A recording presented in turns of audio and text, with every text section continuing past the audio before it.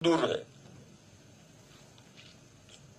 ایک مسئلہ ہے، اس مسئلے کو آپ نہیں سمجھ سکتے، لیکن بغیر سمجھے سن لو. وہ مسئلہ یہ ہے کہ قرآن اللہ کا کلام ہے اور کلام نفسی ہے. تو اصل تو کلام اللہ کا کلام ہے اور کلام نفسی ہے. کلام نفسی کو آپ نہیں سمجھ سکتے. یہ کلام نفسی لوح محفوظ میں متمثل ہوا، اس کا وجود ہوا. تو یہ جو لوح محفوظ میں متمثل ہوا، پھر وہاں سے بیت معمور میں متمثل ہوا، پھر وہاں سے حضور پر آیا اور حضور نے کتابوں میں لکھوایا. اور آج جو قرآن چھپے ہوئے ہیں اور آج جو قاری صاحب پڑھ رہے ہیں، یہ سب اللہ کے کلام پر دلالت کرتے ہیں. اصل تو اللہ کا کلام ہے جو کلام نفسی ہے، لیکن اس کلام نفسی تک تو ہم نہیں جاتے ہیں. جو اس کا پہلا پیکر محسوس لوح محفوظ میں ہے، وہ لوح محفوظ ہم سے بہت دور ہے. اس لیے کہا ذالک الکتاب، وہ اللہ کی کتاب ہے جو لوح محفوظ میں جس کا تمثل ہوا ہے، وہ اللہ کی کتاب ہے. آگے ایک مضمون ہے جس کو لوگ جانتے نہیں ہیں. وہ مضمون حضرت نانوتوی، آپ کے دارالعلوم دیوبند کے بانی حضرت مولانا محمد قاسم صاحب نانوتوی، انہوں نے وہ بات مضمون لکھا ہے. اور ان کی ایک اردو میں کتاب ہے جواب ترکی بترکی. وہ پہلے یہ اس نام سے کتاب چھپتی تھی، اب وہ براہین قاسمیہ کے نام سے کتاب چھپتی ہے. اور یہ کتاب شیعوں کے رد میں ہے. ایک شیعہ نے کتاب لکھی اور اس میں اہل السنہ کو خوب جی بھر کر کے گالیاں دی. تو اس کا جواب لکھا حضرت کے ایک شاگرد نے، اور اس نے بھی جی بھر کر کے جواب گالیاں دی. لیکن اس نے جو گالیاں دی تھی اس میں مسائل بھی تھے، ان مسائل کا جواب یہ دے نہیں سکتے تھے. تو وہ مسائل کا جواب حضرت نانوتوی نے اندر بڑھایا تھا. تو اس لیے پہلے تو نام تھا جواب ترکی بترکی، گالیوں کا جواب گالیاں. لیکن پھر بعد میں اس کا نام بدل دیا کہ ترکی بترکی کو کوئی سمجھتا ہی نہیں. ترکی بترکی ایک محاورہ ہے جس کو کوئی سمجھتا نہیں، تو نام بڑھا دیا براہین قاسمیہ. مسائل کے جو مدلل جواب حضرت نے دیے ہیں ان سے نام رکھا براہین قاسمیہ. تو حضرت نے براہین قاسمیہ میں یہ مضمون بیان کیا ہے کہ اللہ کی جتنی بھی کتابیں نازل ہوئی ہیں وہ سب اللہ کی کتابیں تھی، اللہ کا کلام نہیں تھا.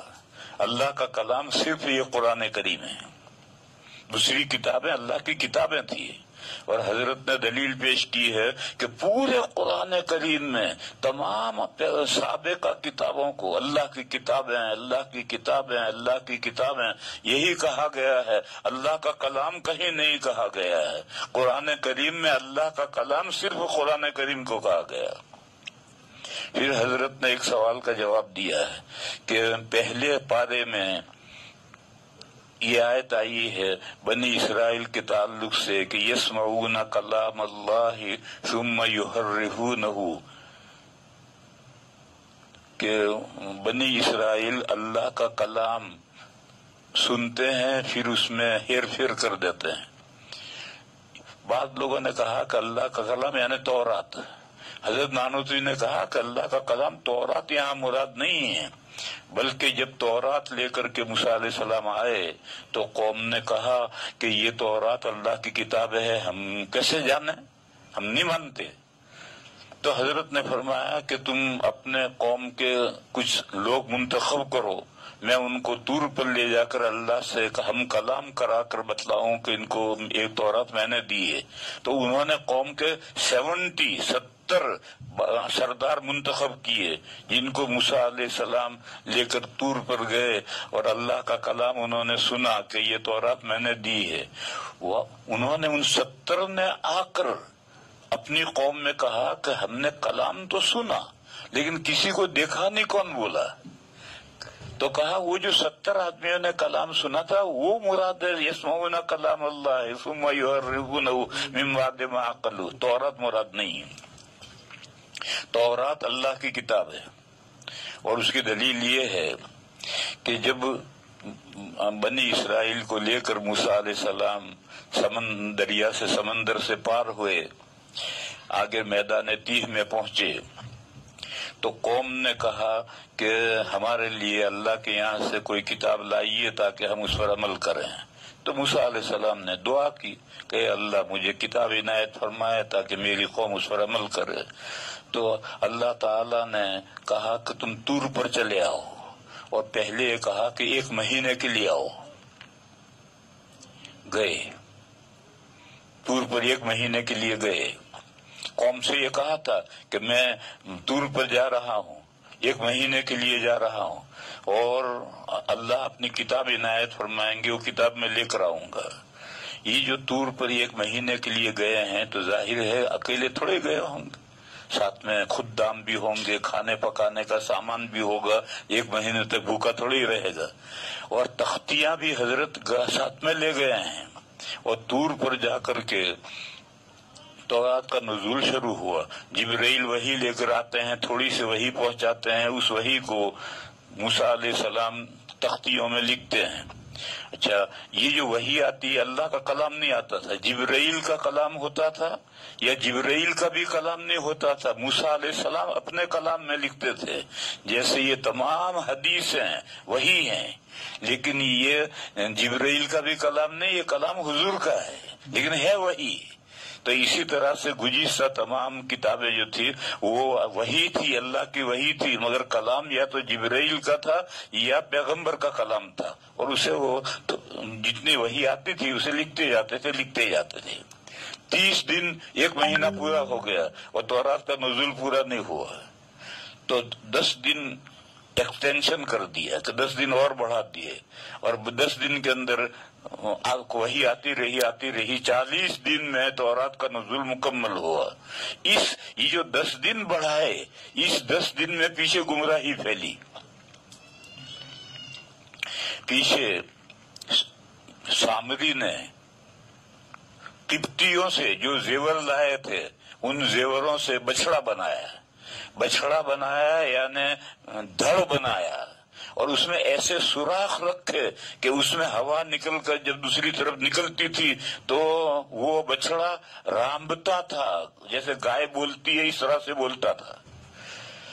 تو لوگ مفتون ہو گئے، اور اس نے لوگوں سے کہا کہ دیکھو خدا تو یہ ہے، موسیٰ خدا ڈھونڈنے کے لیے طور پر گئے ہیں، وہ ڈھونڈ رہے ہیں، خدا ان کو ملا نہیں، خدا تو یہاں ہے، کیونکہ موسیٰ کہہ کر گئے تھے کہ میں 1 مہینے کے لیے جا رہا ہوں، 1 مہینہ پورا ہوا کیوں نہیں آئے؟ موسیٰ نے کہا ان کو خدا نہیں ملا۔ تو یہ جو ایکسٹینشن ہوا، 10 دن کا اضافہ ہوا، وہ گمراہی کا پیچھے سبب بن گیا۔ یہاں رک کر کے ایک بات سمجھو، ہمارے ایک بہت بڑے آدمی ہیں، وہ انہوں نے یہ بات ایک محمل کی بات کہی کہ موسیٰ علیہ السلام طور پر گئے تو پیچھے 5,80,000 لوگ گمراہ ہوئے، تو پیر صاحب خانقاہ میں چلے گئے، پیچھے قوم گمراہ ہو گئی۔ ایک صاحب نے یہ بات کہی، یہ نہایت محمل بات ہے، اس میں پیغمبر کی سخت توہین ہے۔ سب سے پہلی بات تو یہ ہے کہ موسیٰ علیہ السلام طور پر گئے تھے تو خود گئے تھے یا اللہ میاں نے بلایا تھا؟ وَوَعَدْنَا مُوسَىٰ 30 لَيْلَةً، تو جب اللہ نے بلایا تھا تو اگر یہ گمراہ ہوئے تو الزام موسیٰ علیہ السلام پر آئے گا یا آگے جائے گا اللہ پر؟ کس پر الزام آئے گا؟ دوسری بات یہ ہے کہ موسیٰ علیہ السلام طور پر گئے تھے تو پوری قوم کو بے سہارا تھوڑے چھوڑ کر گئے تھے، دوسرا پیغمبر موجود تھا، ہارون علیہ السلام قوم میں موجود تھے، اور یہ کہہ کر گئے تھے کہ اخلفنی فی قومی واصلح ولا تتبع سبیل المفسدین۔ تو کیا ہر دائی کا ہر وقت قوم میں ہونا ضروری ہے؟ کوئی بھی دائی ہے، ایک دائی گیا تو دوسرا پہلے دائی موجود ہے۔ تو یہ جو بات کہی تھی ایک بڑے آدمی نے، جو قوم کا بڑا سمجھا جاتا ہے لیکن وہ پڑھا لکھا کچھ نہیں ہے، بغیر پڑھا لکھا ہے، اس نے اس طرح کی پیغمبر کی توہین کر دی اور یہ کہا کہ موسیٰ علیہ السلام طور پر گئے تو پیچھے گمراہی پھیلی۔ بہرحال یہ جو گمراہی پھیلی تھی، قرآن کریم میں ہے کہ قرآن کریم سے ہدایت بھی ملتی ہے اور گمراہی بھی پیدا ہوتی ہے. تو اللہ تعالیٰ کی یہ عالم ایسا ہے کہ یہاں ہدایت کے بھی اسباب ہیں اور گمراہی کے بھی اسباب ہیں. تو اگر پہلے سے بتا کر جاتے کہ میں 40 دن کے لیے جا رہا تو پھر یہ گمراہ سامری کو یہ موقع گمراہ کرنے کا نہ ملتا. وہ 30 دن کے لیے گئے اور حضرت 30 دن بتا کر گئے اور پھر اس میں کام پورا نہیں ہوا اور 10 دن کا اضافہ ہوا تو گمراہی کا سبب بنا. تو یہ الگ مسئلہ ہوا. اللہ تعالیٰ کا جو منشا تھا اللہ جیسا چاہتے تھے ایسا ہوا. پھر یہ جو انہوں نے کہا کہ 5,80,000 گمراہ ہو گئے، یہ بھی محمل بات ہے. کہاں سے قرآن میں کہاں آیا 5,80,000 گمراہ ہوئے؟ گمراہ ہوئے، سامری نے بچڑا بنایا تو لوگ گمراہ ہوئے، پوجنے لگے. کتنے گمراہ ہوئے اللہ جانے کتنے ہوئے. 5,80,000 کہاں سے لائے ہو؟ کہ تفسیروں میں لکھا ہے. ان تفسیروں میں لکھے کا کیا مطلب ہے؟ ان مفسر کے اوپر کوئی وحی آئی اور عقل نہیں قبول کرتی. پیغمبر موجود ہے، مومنین موجود ہیں، تو کچھ لوگ تو گمراہ ہو سکتے ہیں، 5,80,000 گمراہ نہیں ہو سکتے. اس لیے یہ فگر 5,80,000 کا یہ فگر بھی محمل فگر ہے. تو میں اصل سمجھا یہ رہا تھا کہ یہ جو اتنا 40 دن طور پر رہ کر تورات ہوئی، کیوں؟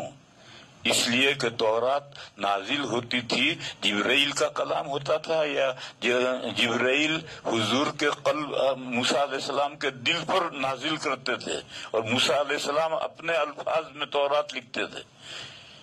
اتنی تفصیل کافی ہے، اور زیادہ تفصیل کروں گا تو سارا وقت اسی میں ہو جائے گا.